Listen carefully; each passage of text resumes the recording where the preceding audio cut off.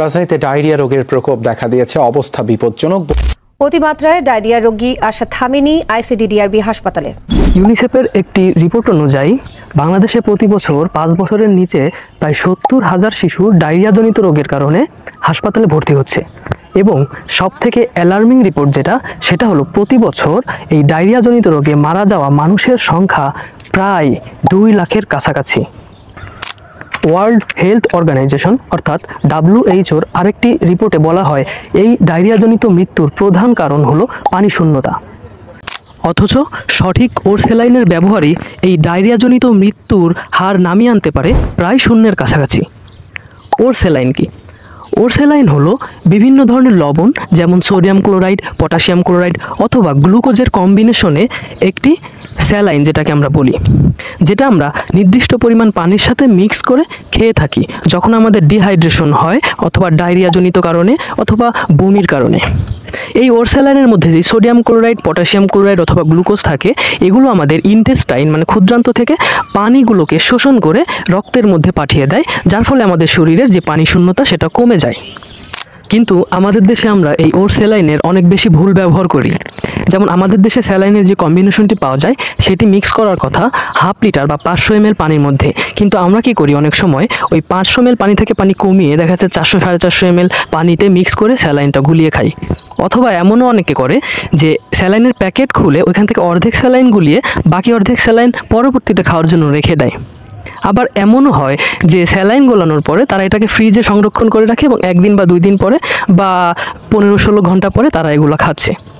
এগুলো আমাদের শরীরের জন্য উপকারের পরিবর্তে মারাত্মক মৃত্যুর ঝুঁকিতে ধাবিত করতে পারে।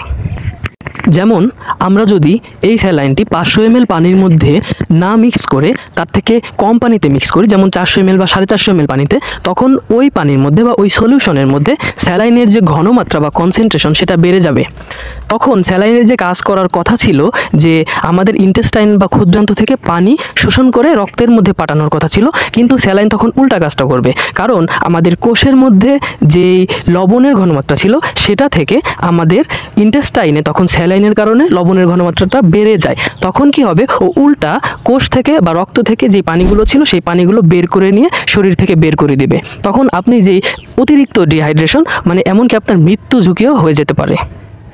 তারপরে আমরা কি করি, গরমের কারণে একটু ঘেমে গেলে বা একটু পরিশ্রম করলেই আমরা হুটহাট করে এই ওরসেলাইন কিনে এনে গুলিয়ে খেয়ে ফেলি।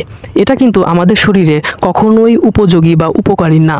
এটা কিন্তু এক ধরনের মেডিসিন যেটা শুধুমাত্র ডিহাইড্রেশনের কারণে, এবং এই ডিহাইড্রেশনটা হবে ডায়রিয়া বা ভমিটিং ভাবে বমি করার কারণে অথবা কলেরাজনিত কোনো সমস্যার কারণে। এখন ডায়রিয়ার মাধ্যমে আমাদের শরীর থেকে অতিরিক্ত পরিমাণে পানি বেরিয়ে যায় এবং ডিহাইড্রেশন হয়ে যায়, যার ফলে মানুষ অনেক বেশি অসুস্থ হয়ে যায় এবং ক্ষেত্র বিশেষে মানুষ মারা যায়। আমাদের গ্রামে গঞ্জে বিভিন্ন ধরনের ফার্মেসি থেকে এই ডায়রিয়াজনিত সমস্যার কারণে বিভিন্ন অ্যান্টিবায়োটিক যেমন মেট্রোনিডাজল, সিপ্রোফ্লক্সাসিন এগুলো সাজেস্ট করেন। আপনাকে অবশ্যই খেয়াল রাখতে হবে যে ডায়রিয়া বা কলেরার ফার্স্ট লাইন যেই ট্রিটমেন্ট সেটা হলো ওরসেলাইন বা ওরাল রিহাইড্রেশন থেরাপি। কোনো ধরনের অ্যান্টিবায়োটিক এজন্য প্রযোজ্য নয়। তাছাড়া যাদের উচ্চ রক্তচাপ বা হাইপারটেনশনের সমস্যা আছে তাদের ক্ষেত্রে ওরসেলাইন খেলে এই উচ্চ রক্তচাপ বা ব্লাড প্রেশারটা আরও অনেক বেশি বেড়ে যেতে পারে। তাই আমাদের সকলকে ওরসেলাইন ব্যবহারের ক্ষেত্রে অনেক বেশি সতর্ক থাকতে হবে। এ ধরনের আরও ভিডিও পেতে সাথেই থাকুন। আসসালামু আলাইকুম।